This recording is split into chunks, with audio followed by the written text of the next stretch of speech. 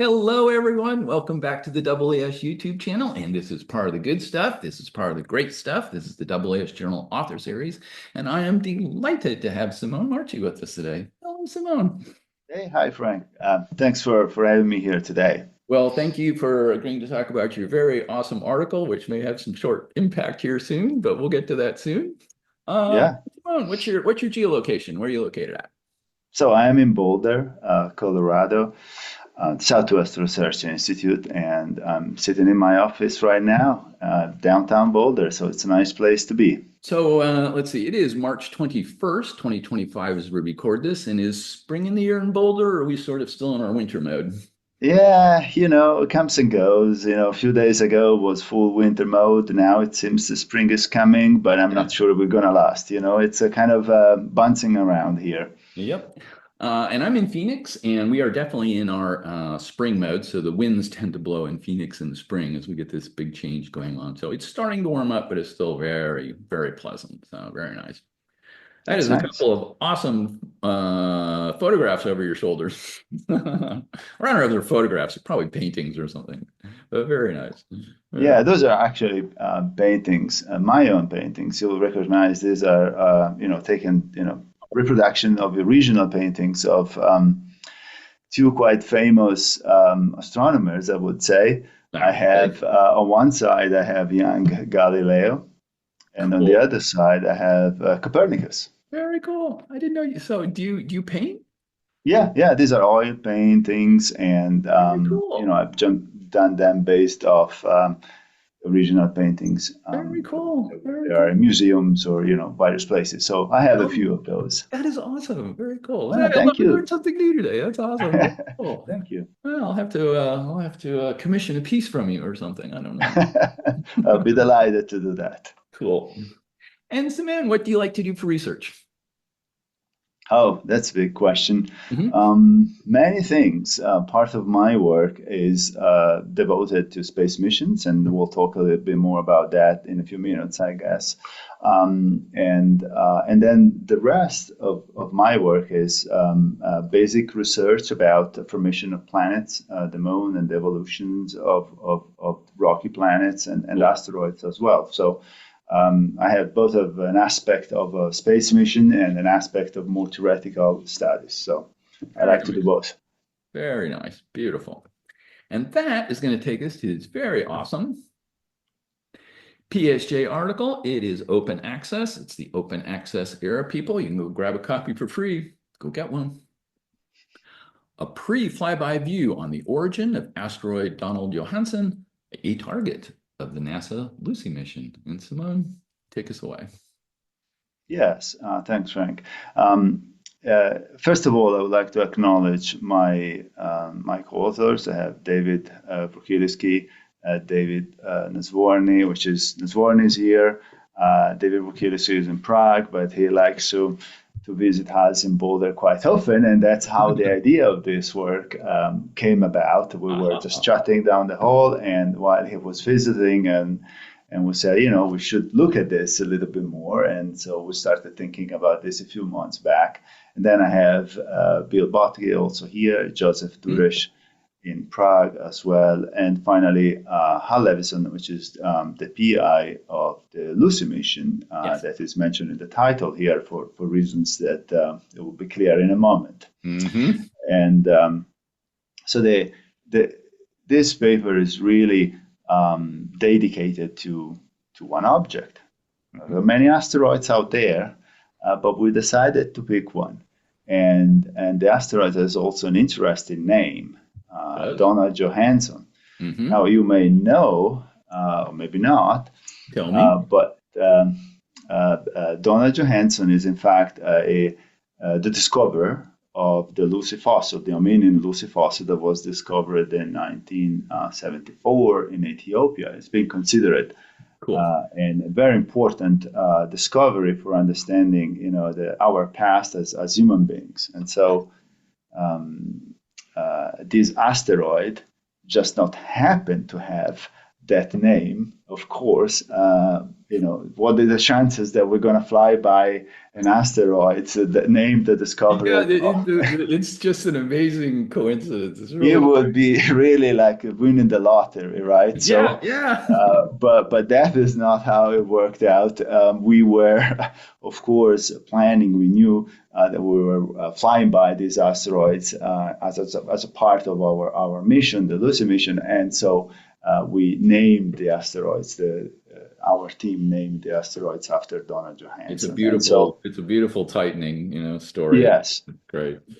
it's sort of there are lots of things like that with the Lucy mission. If you um, the name of the Lucy mission comes from the fossil, so we are now flying by Donald Johanson, which is the discoverer of that and of the fossil, and also if you have ever seen the logo of the Lucy mission, Yes.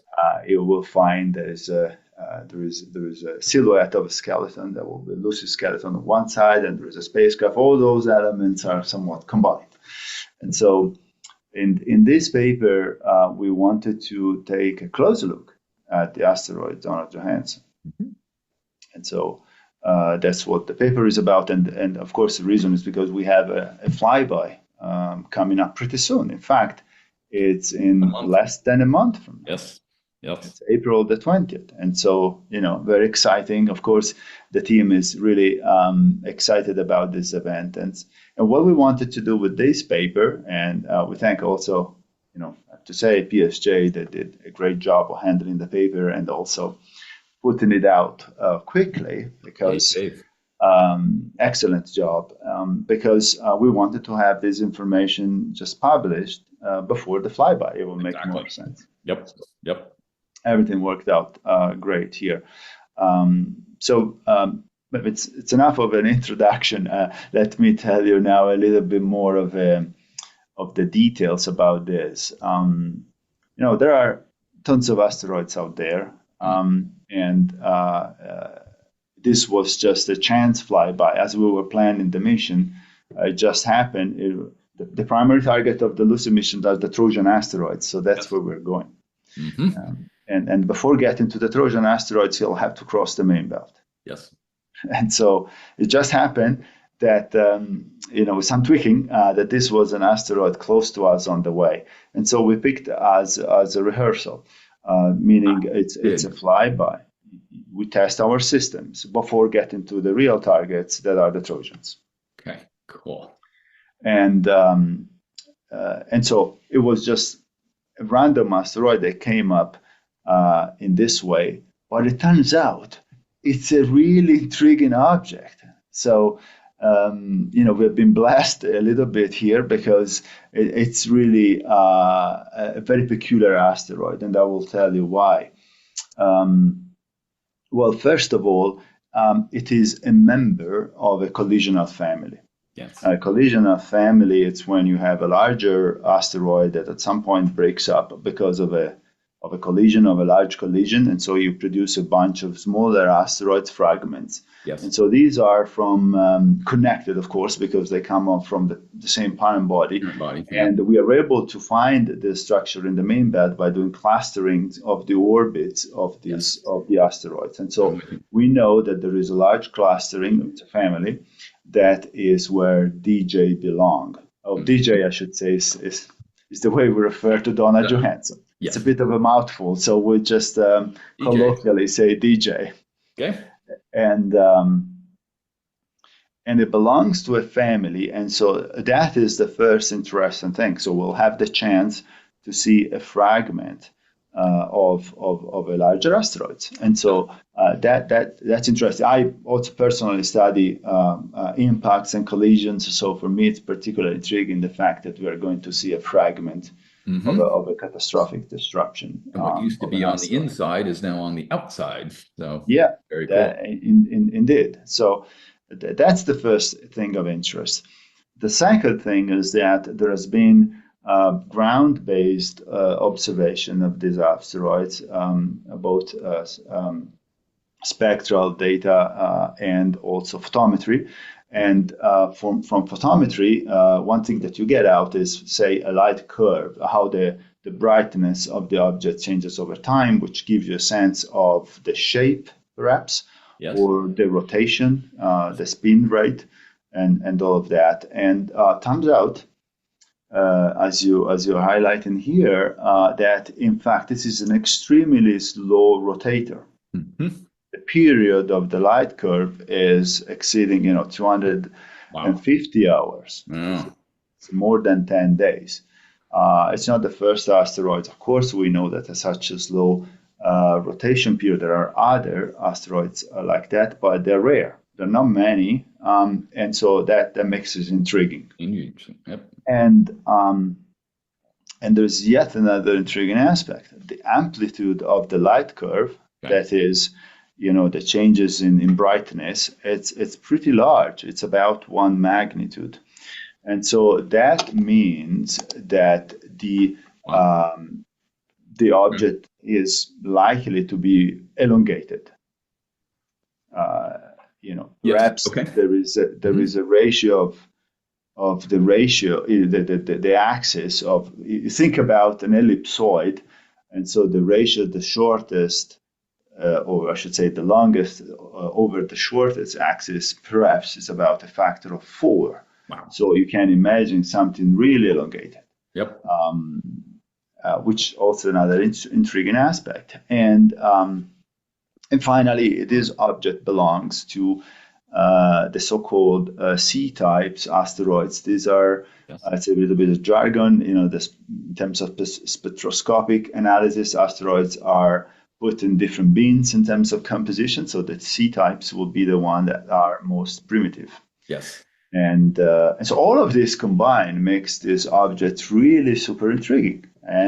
Um, and so with this paper, we tried to summarize what we know about the object, and we did some modeling to refine, for instance, our understanding of the formation. When did it form? When this catastrophic destruction took place in the main belt? Yes. Ooh, that's a good And question. Right. so that's basically the gist of this paper. And now, if you want to maybe jump to figure one, I think Sure. that would be a good figure to Yeah, give figures focus. you Very good. Okay. a Figure broad one. picture, right? So what you're seeing here is the semi-major axis versus the sign of the inclination, or the eccentricity. So we are looking at the orbit of the objects here, and the sub p means proper elements, because we do this with proper elements, which is an average over tens of millions of years. So these are more stable numbers. Otherwise, Got it. Got it. the osculating elements will be Yes. varying by Yes. perturbation. Understood. Yep. Hmm. So what you see here in gray is all asteroids in the inner part of the main belt. Right. So we see that this is really the inner part. The semi-major axis goes from 2.1 to 2.5 is the inner part of the main belt, so Yep. beyond Mars. And so the grays are the asteroids in these regions, and we highlight with colors asteroid families. In fact, it's a rather remarkable region here, because not only we have the family that contain a DJ, and that is the Erigone family, which is here in blue, Ooh. but Hmm. we also have other families here, Hmm. and it's really remarkable. They are all sort of overlapping somehow, meaning lots of breakups of asteroids, Yes. which is in itself intriguing. But on top of that, White. the family that you see here, they are all primitive in terms of composition. They're all C types. Nice. Now, typically C types asteroids are found in the outer main belt, Right. because it's where you expect to be more pristine material. But these guys are all in the inner main belt, all next to each other, and all these breakups. So there's a big puzzle here. I How do you wonder how explain that this? happened. Exactly. Well, what does it mean? Yeah.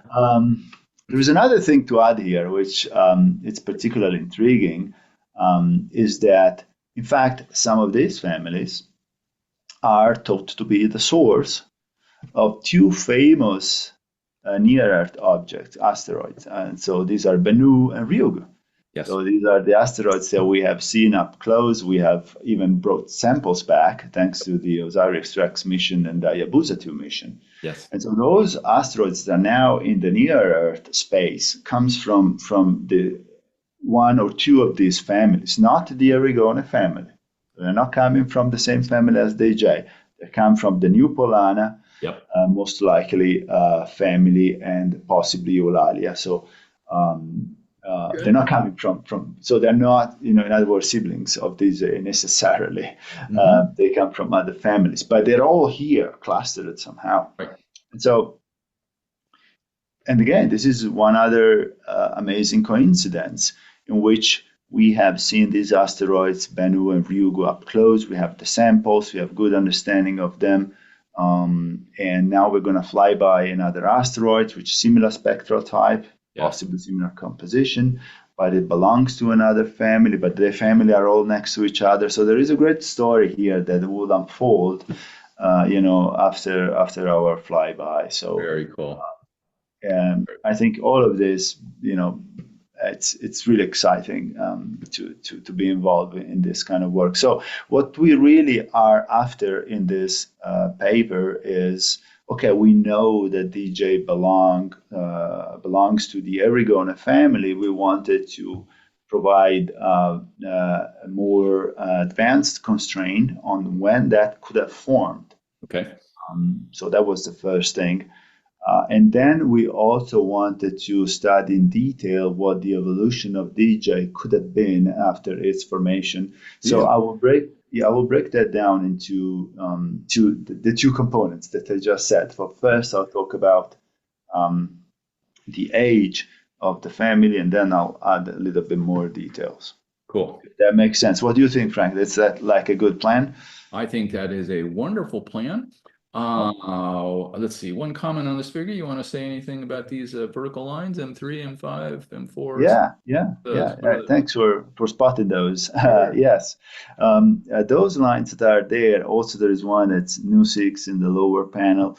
So these are various. Yes. Yeah, that's the one. These are various resonances with the planets. Hmm. Different types of resonance. There are mean motion resonance. Those are the vertical bars. And there is a little letter that if you can point to those, Frank, some have an M in front, Uh-huh. Three. some have a J, Yes. right? That means Mars or Jupiter. So these are mean motion resonance, a specific location where there are perturbations from one of the planets as labeled. Very cool. And also there are secular resonances such as the nu 6, which is a little bit more complicated. Those are the resonance within the angles of the orbits Yes. with that of the planets. And so typically those are unstable regions, meaning that if you put an asteroid over there, after some time, not a long time, it will basically be expelled and end up being Somewhere else. perhaps, come close to Earth. That's how we think we got Bennu and Ryugu. From this location here, they were ejected and ended up being near Earth asteroids. While DJ, it's far from these resonances, so Yeah. it's rather stable. Able. Uh-huh. Yeah, and we'll see that better in the next figure. So perhaps this is a good segue to jump to the figure number 2, I think. Sure. Um, Get on down, and we got some family projections. I'm going to zoom in a little bit here. Boom. Get them yes, all. There we go. that's correct. Yeah, so it's similar information as before, but now we are really zooming in the Erigone family. Yes. And so what you see here is DJ. just those asteroids. These are the asteroids that the algorithm identified as part of the family. Okay. Now, when you do these, just to be careful because there are always the chance that there are interlopers, that is, stranded asteroids that just happen to be there. And when you do the clustering algorithm, you'll put them together into the same family, but they just happen to be there and nothing Right. to do with the family itself. And so Uh-huh. we have to be careful Cluster membership. Yes, exactly. And looking at those, and I Hmm. will comment a little bit more on that. But what the plot shows is the distribution of those asteroids in different projections. So the black dot is the Yeah. background family for Okay. which we don't have much information. Most of these asteroids are small, so they're hard to observe. We Yeah. don't really know much. Those that have colors, we have information about their albedo. Okay. How dark is the surface, basically. Okay. And turns out that most of these objects are very dark. That's very appropriate for a primitive asteroids. Yes. In fact, that's one way to say that these are Boring. primitive asteroids Right. because they're very dark, like Bennu and Ryugu, for instance. And so the object with dark blue are really belonging to the family. We have the albedo information, and we can use the albedo to infer the size of the objects as well, which is important. Yes. And those in cyan Okay. are still belonging to the family. And that's, for instance, if you look at the panel here, I would say the bottom left Hmm. and highlighted the cyan cluster over there. Yeah, it Yes. belongs into the region where the family is. But if you now look at the plot on top of it, you will see that this cyan is sort of seems to be spread across the Yeah. line, kind of. Yeah. Yeah. And that's intriguing because, in fact, we think that that is due to the fact that there is a resonance Yes. which crosses that portion of the family. And that's why those asteroids slowly migrate, so to speak, Yes. The in farther that, away, the in greater that. EP. Hmm. So that all seems to make sense. And then we have the red guys. The red guys are also put into the family by the algorithm, but they just happen to have an albedo that's much brighter Ah. than the rest. And so we Ah. think that those might be what we say interlopers, so objects that they just happen to be there because there's lots of asteroids in the main Hmm. belt, but they do not belong, in fact, to the family. And so they are Okay. discarded. Okay. I'm So with that you. gives you the general structure. Now you see here there is the position of DJ is indicated. If you can spot it there, there is a One little here, and then on the light curve down here, you got one here. correct. Yes, that's right there. So that's where DJ belongs. And another interesting things about this plot is that if you see there is perhaps the lower left panel at the bottom of it, there is a V shape. Yes, right there. There is a Yes. black star. Yep. That black star is Erigone itself. Ah. Erigone is the large asteroids. Is a large asteroid, which is also the parent body of the family. Wow. So Erigone in the past was a little bit larger than it is now, and then a collision happened. It broke up and generated the Erigone that we see now, plus all these fragments. Okay. Yeah. And so this V structure that you see there is very diagnostic Yes. of an important process that affects asteroids. Once these asteroids are formed, if they're small enough, they can migrate, move a little bit in semi-major axis. So Okay. left or right on this on the x-axis. Uh-huh.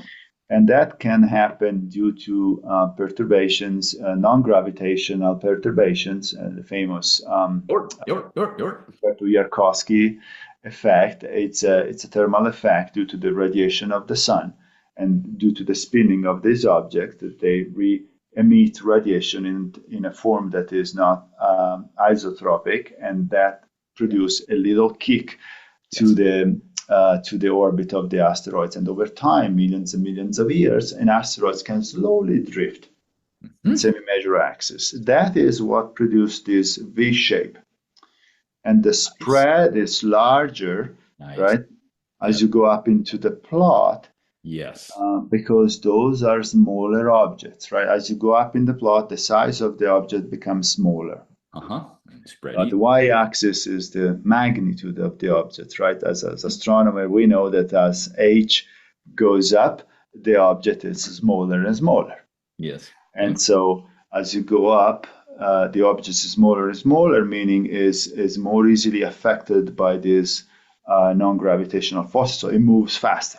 Yeah. That's why there is a higher spread, and Yes. that's very diagnostic of this V shape that you see. Very cool. Very cool. Um, so this is sort of where DJ belongs, and the fact that it's on one side, on one flank of the V, Uh-huh. already tells us something. That is, possibly after its formation, he must have moved a little bit to the Yarkovsky effect, that is, Yeah. drifting in the semi-major axis. Yes. Maybe So do.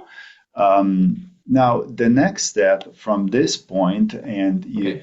you can perhaps it would be good now to jump to figure 3 Sure. because I just want to show you what the albedo distribution of Ooh, the that's good. family is. I said that they're low albedo, right, for the most part, but there were some that we call them interlopers, these objects that were labeled with the red symbol Yes. in the previous, right? Those we Uh-huh. said they're maybe not they're not family members because they're much brighter, Yes. and you see that here. So this Okay. is an histogram of the albedo, and you see there is like sort of a bell shape, very narrowly picked, and the center of that is well eyeballing now point Point oh what it is point three, yeah something like that I think. something like that. More or less. Yeah. It's written Point- somewhere, but I'm forgetting the No, actual no, number. we can just eyeball it. It's order point oh 0.03, point oh 0.05. Yeah, which is very dark. Yes. So Yes. these objects are very dark, and but you see there is a tail that goes, a bunch of little objects. Yeah, those are very high albedo. They wouldn't make sense for a primitive object, and so that means that all these objects are clustered by algorithm. Some of them, in fact, are interlopers. They Okay. don't belong to the family. And so we use the albedo to discriminate that. And that's what the red line is the discriminator. Yes, Okay. exactly. It Okay. tells you a cutoff that we Mhm. use in order. Objects that have higher albedo than that are not likely to be related at all with the family or nor DJ. Okay. Yeah, so that's how that is done. And so we now do modeling to derive the age of the family. Cool. And it gets here in a complicated way because the code is it's very complicated. Not only you have to simulate the formation of a family, so the breakup, so you have to assume a initial velocity distribution of these fragments. Yes. But then you have to follow their evolution over time Yes. in order to be able to explain that V shape that we see. Good. And all that combined is what gave us the age. So if you can jump, perhaps now, just to give a glimpse of this figure, let's say 4 or 5. Sure. Let's see. There's four, or we can. Yeah, You want to go let's four? see. We'll go four. Yeah, yeah. Basically, maybe this one. There is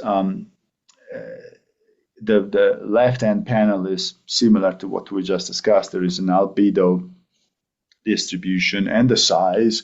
We Yes. can derive the size of the object based on albedo. This is thanks to the WISE mission, space Yeah. mission that provided albedos for many objects, and so we can estimate the size. And so you see in that panel there is a size frequency distribution. It Uh-huh. is a cumulative distribution, number of objects larger than a given size, and which shown in there. We have two distributions, depending, making different choices of albedos and little Mhm. details. But the bottom line is that we have a size frequency distribution of the family over there. Yes. And the panel on the right is what we use as for deriving the age of the family. What that double bell show, it's a different representation of the V shape Yes. that we Yes. saw before, Yes. right? Exactly. It's just Mhm. combined in a different form, but this is the Mhm. form that we use for best fit. We wanna with that model that I described earlier that produces a family, assumes a spreading of the velocity, and then it tracks the evolution over time as these objects would migrate thanks to Yarkovsky, and you end up with a solid line there that matches the point. So when you have a good match, you can then derive the age of a family. How long it takes, for the structure of the V shape that we saw to form. Mm-hmm. And now, of course, there are lots of assumptions here. I want to be clear about that, because while this is the best available model to derive an age of a family of an asteroids, there are many assumptions. For instance, what is the density of these objects? The density would affect the migration rate, for instance. And so, what is the density? Also, there is uncertainties related to the size. There is uncertainties related to the fact that how the objects reflect the radiations. We have the albedo, but there are other parameters that are important for the modeling to get this right. And so all of those parameters are combined. And just a glimpse of that is seen in the next figure, in which we basically do the same modeling. You see, you have the data, the double bell data points with curves. Those are best fits to the data. But now there is a best fit with the range of parameters. Yes. And so thermal inertia, for instance, is one that affects how the objects behave to radiation, density, and so on. And so you can play with those, and you will get a distribution of ages for the family. That's basically what it boils down to. And so Let me ask one question. When you do these calculations, you take the initial velocity distribution and all your other assumptions. Are these like n-body simulations of how things are spreading, or is there something else? Yeah, these are dynamical simulations. Yes, that basically track the orbits of the objects, how they expand. Okay. Yes, there is no necessarily interaction between them, because that would be negligible. Right. But it's considering the sun and where they are with respect to the sun, and what is the efficiency of the Yarkovsky effect, and how that would migrate the semi-major axis. Yeah. Okay, I'm with you. I understand. Thank you. Yeah, and so now because all of this, we have sort of stochastic results, right? We will never be able to say, what it is precisely the age of the family, right? This is always a stochastic argument. And you can jump to figure 6. Maybe there's one panel that shows that there is a distribution of possible ages for the family. There again, various parameters here are explored, right? So, but the x-axis that you see there is the t, millions of years. That's the formation time for the family. And so what you see in the gray there is the distribution of possible ages according to varying all these parameters. Okay. Yeah. And so while the actual distribution of ages can be relatively wide, yes, again, because we don't know much about the actual properties of this material, but we think that the most likely age, from a statistical standpoint, is of the order of 150 million years. Yes. Yes. And so 150 million years would then be the most likely age. It could be older than that, sure. I mean, as we see here, there is quite a bit of a spread. It could be 250 million years, and there wouldn't be any problem with that. Or it could be a little bit younger than that. But the most likely is 150 million years. Okay. And so, which brings us to the conclusion that this is relatively young family. Okay. Right? Because in terms of solar system evolution, 150 million years is it's really short time. And so, not only we are going to fly by a fragment of a family with all the properties that we talked about, but this is also a young family, which is intriguing in itself. And so that's basically the main conclusion of this paper. Try to refine this. Now, if you scroll down, there is additional details about this. Let's see where we can go. Fragmentations, I think Yeah, maybe we can look at one of the figures. I would say maybe figure 8. Yeah, Yep, fragmentation, SFDs. yeah, exactly. Because then we started looking a little bit more closely, um, not just the orbital distribution of the family, Yeah. which is what is needed to derive the age, but also the size frequency distribution of the Wow. fragments. Are we able to explain that? What kind of collisions and disruptions we need of the parent body? Yes. Was it the parent body was completely shattered, what we call a catastrophic disruption, or perhaps it was a smaller event, maybe just a dent in Grazing. the, yeah, a few fragments, and maybe just a crater was formed in the parent body rather than a complete disruption.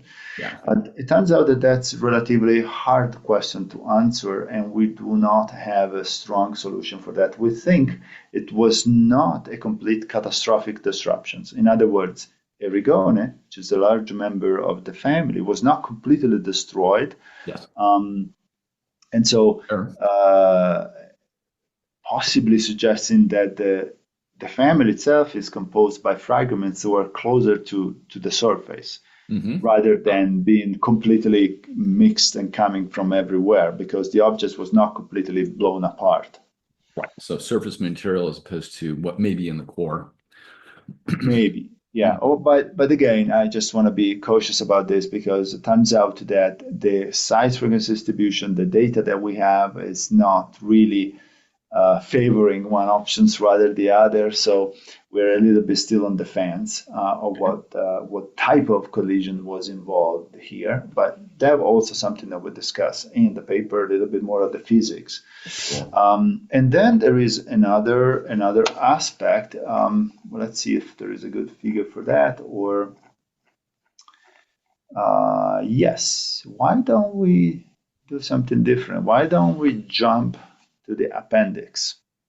Sure. You would think that the appendix, in fact, contain lots of details, little aspects of things. But there is one figure that's interesting.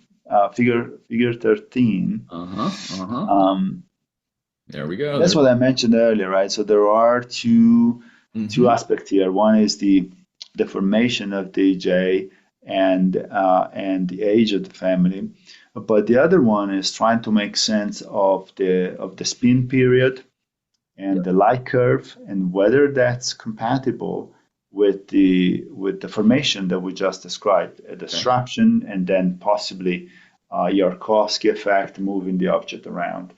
So what we're looking here is the same as before, Mm-hmm.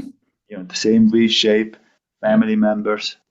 This is just the central part of the family. We excluded objects that might have been a little bit more on the side. But Right. what you see now, there are a few objects that are highlighted, with the blue and red. Uh-huh. For those objects, we know what their spin orientation is. Mm-hmm. Some are prograde, meaning the right hand rules here, and so the spin is up with respect to rotation around the sun. I'm with you. Right, that's the physics 101 rule of. I'm with you. And I'm with you. yeah, that's the prograde one, and the Yeah. retrograde is like this. So, and why that's important? Why it's important if an asteroid spins this way or that way? It is important because if you think about the way the radiation acts on the surface and the fact that the radiation is absorbed and re-emitted, there is a Isotopically. slight asymmetry Yes. in the way it rotates. Yes. And the temperature of the surface is not uniform, right? It's in the afternoon, so to speak, it's warmer than in the morning because in the morning you're coming out from the dark side, and so Yes. that asymmetry produces an interesting effect. That is, Yarkovsky changes sign, meaning if you are prograde, you are slowly differing in, drifting in closer semi-major axis. Yes. So those red dots, Oh, um, open. Bang. move in one direction. So if Yep. you are, sorry, I said I might have said that wrong. You start from the center and you go outward. So if you're prograde, you drift outward. If Yes. you're retrograde, you start from the center and you go in the other direction.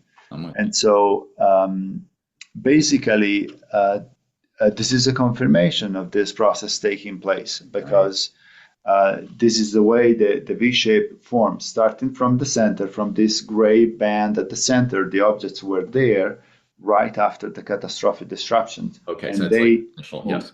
Mm-hmm. Yeah. And it is just so nice to see that there is this confirmation, which, by the way, comes from Gaia data. Mm-hmm. So you see, this is kind of research that it pulls Beautiful. from various space missions and various modeling all combined Oh together. yeah. And so Gaia provided information about the spin orientation, whether it's prograde or retrograde, for a large number of asteroids. And for those here that we have selected for the Erigone family, in fact, it shows that all the asteroids that are found on the right flank here are prograde, and the other ones are retrograde, as you would expect Excellent. based on the properties of the Yarkovsky. And there are only a handful here asteroids that have a color, meaning that we know what the spin orientation is. For all the other black ones, we don't have that information yet. But for those we have, it's Compelling. remarkable. Compelling. It's compelling. Yeah. Now, the question is, where is it DJ here? DJ, in fact, is on the right side, Yep. which would imply, if we didn't know anything else, to be a prograde object. Yes. Must spin up in order to move in that direction. Mm-hmm. And that is what we think we, in fact, confirm from light curves data. So it all seems to make sense. Now, the question is there enough time after formation, if the age of the family is 150 million years, as we said, Done. is there enough time for all these objects to drift from starting from the gray bar here at the center to drift where they are now? Good Is question. it compatible with Yeah. the age of the family? Turns out, and the modeling we have done shows that yes, it is compatible. So, in other words, DJ started close to the center of the family here, where this gray band is, It is. and then migrated outwards because it's a prograde object. Yep. And it migrated thanks to Yarkovsky. The time scale seems to make sense. Okay. Good. Good. Okay. And if that wasn't enough, complicated, there is one other little bit of details I want to say that is not only the objects migrated, but there is another flavor of the Yarkovsky effect that as we said, Yarkovsky is migration of semi-major axis, but there is another effect that's called YORP, Mm-hmm. which is due again to thermal forces, and that tends to move the spin of the axis. So we think that information is also compatible with the time scale that we are dealing with, and this could be also a process that has responsible for slowing down the rotation, and perhaps this is why this object is rotating very slowly, Mm-hmm. over 250 hours. So Mm-hmm. we don't know for sure, but everything seems to make sense. So this basically brings us to the conclusions of the paper in terms of what we can say that is new about the analysis. Okay. So there is that, and then the final aspect here perhaps would be to speculate a little bit about what Lucy could see. But Please I will do. stop Please here. do. Speculate away. Speculate away. Optimistically. Optimistically, yes. Well, first of all, we're going to have a fast flyby, right? Okay. 13 kilometers per second. Okay. We will fly by. So when keep that in mind, it's really a fast flyby. It's not like we have a tons of time to do observations. And not only that, We are coming basically, imagine this, the sun is behind us, and Okay. the spacecraft is going towards DJ. Okay. So as we go by, we are taking data of the surface, but at some point, you will have to turn the spacecraft back if you want to keep looking at the objects because we are Yeah. past it, Okay. right? And when you turn back, you have the sun in front of you. Right. And of course, as we know, if you try to take a picture of the sun with your cell phone, it doesn't work well. Same as here. So Exactly. meaning we'll have to stop the observational sequence, Okay. before the flyby is completed, because otherwise we'll damage the instrumentation. So we'll only have partial data. This is shown, in fact, in Figure 11. Okay, let's take a look at that one because I'm Figure curious. 11 is our best prediction of what coverage we might obtain. So you see there is a more wide projection of the surface of the asteroid, and which we just make it here like a regular ellipsoid, and the portion that is illuminated is there with the best resolution of the order of 10 meters per pixel, which is great. That is very good. Yeah. Yeah, but it's going to be only half of the object But for the reasons I'll that take as it. we I'll just take it. described. Yeah. So yeah, that's basically it. Now. Cool. Lucy has several instruments. We'll all take data as much as possible. And one thing that I'm particularly keen on is what's shown in the Figure 10. Let's slide over a little bit, and we'll be looking at craters and cumulative number distribution. Okay. Yeah, that's right. I said earlier, right, that I'm interested in You like impacts. this, yes. So that's what I like. So one of these figures had to make it in here, yes. Exactly, I guess so. Okay. And so there is a prediction here. Those curves, the color curves, are predictions of what the crater distributions might look like. For various assumptions. There is a blue, red, green, and cyan. Those curves will, and what you read that the number is the strength of the material in pascals. So 10 pascal will be an extremely fragile and weak material. 10 to the fifth, it would be a little bit harder material, but still relatively soft based on terrestrial experience. So 10 to the fifth Pascal is extremely weak rock. Right. But that's what we think these objects are made of. And so within this range, we have a predictions. Each curve will tell you what kind of craters you might expect. This is built by considering a model of impact rates and collisions among asteroids. And so this is what we might expect. Now, there is a gray part in this plot, which is what we call saturations, meaning, you can imagine a surface. You can only add that number of craters on top of it before you start deleting all the craters, right? Because one is on top of the other. Everything is saturated. Gotcha. So at some point, we might reach that limit. And in fact, some of these curves are higher than enter this gray region where there is saturation. Until then.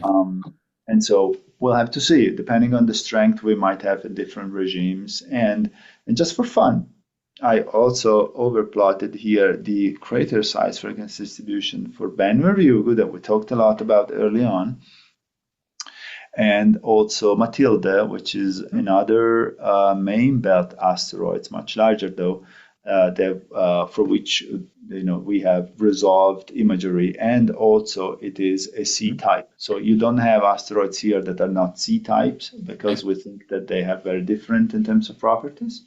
So we want to do a similar, comparing similar objects here. So we'll see, but what we find, hopefully we'll get craters. We will see lots of craters on the surface, and we will be able to put the distribution here and see how they compare with our model predictions and with other asteroids.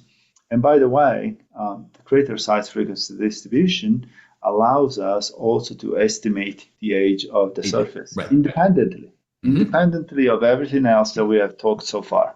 So if we can do that, we might have a way of confirming or not, the dynamical age that we talked about, 150 million years. Yeah, yeah. See if we get some consistency between those two. Yeah, exactly. Very cool. So I have been talking a lot, Frank. I think this covers pretty much the gist of the paper and give also some background as to why we are excited about this. But what do you think? Do you have questions or? I think I'm very excited. That's No, I great. think it was you did a fantastic job. It was really good. Very nice. No, I had the questions as I went along and I found some of my answers as I was scrolling through the text a little bit. I saw what I was looking for. So I'm good. I'm good. That's great. I want to thank you so much for walking us through your very lovely article. And I wish the best to Lucy on really giving us a whole lot of information here as we go on through that. So it's going to be a very exciting next couple of months, next year or so. So we're going to have a whole lot of new information about this class of asteroids. It's very cool. Yeah, yeah, So let me ask, we're naturally we're all very excited about what's going to be coming up in the next month or two. But let me ask longer term, where do you think we go from here on this asteroid or on the Lucy mission in general, let's say over the next couple of years? So sort of next steps. Where do you think we go? yeah. So from here, I hope we go on vacation. I wasn't ready for that answer. I know, I know. This has been really Oh, years. years a roller coaster since we launched, and there has been already another flyby, the asteroid Dinkinesh that we did, and that was unexpected. We added that at the last minute for have a chance to test the spacecraft. And shortly after that, we have DJ, which requires months and months of planning. Yes. And there will be, of course, excitement and then hard work in analyzing the data. And so that's why I said after that, hopefully vacation. But of course, it was a joke. We are busy already, believe it or not, planning for the Trojan asteroids. Although we will get to the first Trojan asteroids in 2027, Okay. and so there is a little bit of time. Mhm. But the interesting aspect about the Lucy mission is that it's really an asteroid chaser, in one after the other, and so we will have one flyby after the other on a time span of 14 months. We'll have multiple flybys, and so you can imagine each flyby has their own observational sequence. They have Yes. different aspects to it, Yes. and all of that needs to be planned in advance. And so not only we are now planning the observational sequence of the first Trojan that we will encounter, that it's a polymele. We are also planning, and Uribates, so there are two, one next to each other. We are planning both of them, Oh, okay. both Uribates and polymele. We are now starting planning the subsequent flyby, which are a few years down the road. But just to say how complex it is to build an observational sequence and test it and then amend it and make changes and retest it and then change it again and test it one Yes. more time. It's a very long process. So that's why, after DJ, in fact, right now we are having meetings to discuss the observational sequence for the Trojans, and we haven't done yet the DJ flyby. So it's Okay.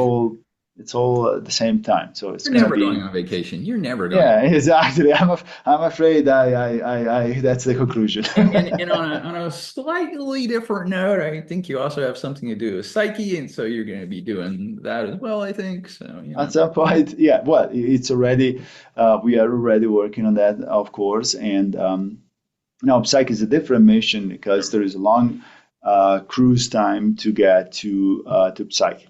Yep.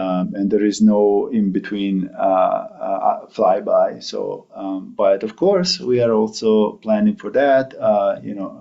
As you now know, I'm interested in cratering, and so we are looking at what kind of cratering we might expect on Psyche, given that perhaps it's a metal-rich Metal. object, and so Yeah. there is that too. Pits. I'm calling them pits. You're banging off metal. Very cool. Well, Simone, I wish you and the team a whole lot of luck and success over the next couple of months. And it'll be really wonderful to see. So thank you. Yeah, thank you so much, Frank, for having me here today and talk about Lucy and what we do here. Awesome. And that will do, everyone. And I hope this made your astronomy day just a little bit better. And we will see you on the next one. Bye bye.